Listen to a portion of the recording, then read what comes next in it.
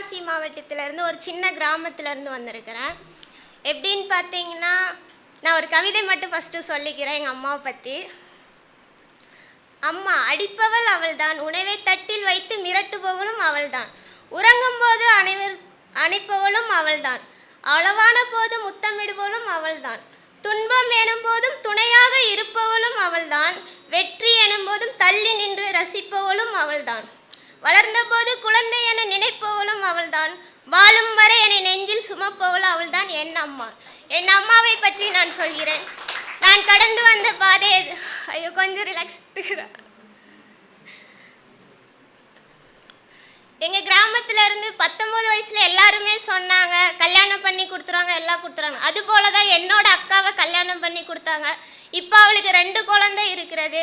அவள் உலகமே அதுதான் இருக்கு. என்னை படிக்கக்கூடாதுன்னு நிறையா பேர் சொன்னாங்க. அதையும் மீறி நான் ஹோட்டல் மேனேஜ்மெண்ட் படித்து இப்போ ஒரு நல்ல பிளேஸ்மெண்ட்டில் இருக்கேன். அந்த உலகம் அன்னைக்கு சொன்னாங்க, உன் பொண்ணை வெளியே அனுப்பாத, கெட்டு போயிடுவாங்க அப்படின்னு சொன்னாங்க. அதே உலகம் இப்போ பேசுது, உன் பொண்ணு வெளியே போய் நல்ல வேலையில் பிளேஸ்மெண்ட் ஆயிருக்கா என்று. எங்கள் அப்பா அம்மாவுக்கு நான் பெருமை சேர்த்தனோ இல்லையே, எனக்கு நான் பெருமை சேர்த்தேன். அப்போது எனக்கான ஒருவன் வந்தான். அவன் தான் என்னவன் அங்கே இருக்கிறான். 6 வருஷம் என் கூட டிராவல் பண்ணி என் அம்மா அப்பாவை போல அவன் அம்மா அப்பா எனக்கு துணையாக நிற்கிறார்கள். இன்னும் அவங்கள் அம்மா அப்பா எனக்கு துணையாக தான் நிற்கிறார்கள். அதுபோல தான் ஹோட்டல் மேனேஜ்மெண்ட் படித்தா தப்பான வழியில் போவாங்க என்று என் கிராமத்தில் சொன்னார்கள். பசங்க கூட பழகுனா தப்பு, வெளியே போனால் தப்பு, வெளியே போய் நின்னா தப்பு, இதெல்லாம் சொல்கிற சமூகம். இப்போ நான் ஊருக்கு போனால் உன் பொண்ணு வந்துட்டாளா, சென்னையிலேருந்து வந்துட்டாளா அப்படி என்று கேட்கார்கள் எங்கள் அம்மா அப்பா கிட்ட.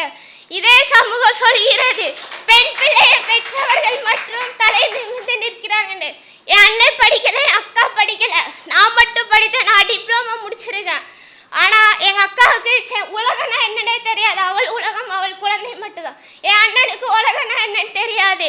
அவன் உலகம் அவன் ஃபேமிலி மட்டும்தான். ஆனால் என் அம்மா இப்போ சொல்லுவாங்க, என் பொண்ணு என்னை பார்த்துப்பாடு. இந்த சமூகம் ஆண் பிள்ளை லாஸ்ட் அம்மாவுக்கு சோறு போடுதா என்று தெரியாது. ஆனால் பெண் குழந்தைகள் ஒவ்வொருத்தரும் அவங்க அம்மாவுக்கு சோறு போடுவாங்க என்று நான் சொல்கிறேன். என்னவன் அம்மா இப்போ வரைக்கும் எனக்காக நீ அழாதம்மா, நீ துடைக்காதம்மா. இன்னைக்கு கூட நான் சொல்லலைங்க வந்திருக்கேன்னு என்னவன் என் அம்மா கிட்ட. ஆனால் அவங்க கண்டிப்பாக நான் போய் சொல்வேன் இதை பண்ணுனம்மா அப்படின்னு.